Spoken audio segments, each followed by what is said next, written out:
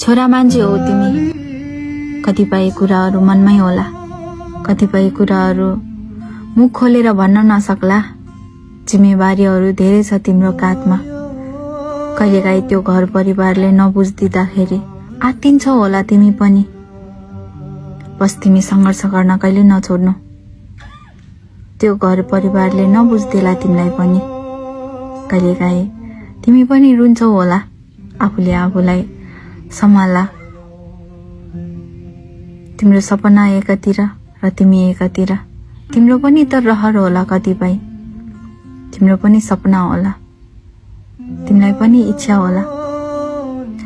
कतिपय मान्छेहरू तिम्रो पछि लाग्दै आउला, कतिपय मान्छेहरू आफ्नो स्वार्थको लागि आएको हुन्छ।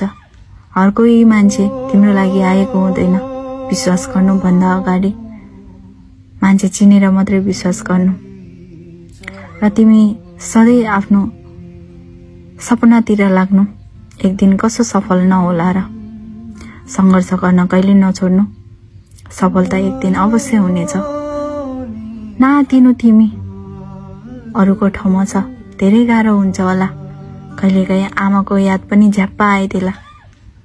र तिमी नरुनु, थाहा छ रुन्छौ तिमी एकान्तमा गएर।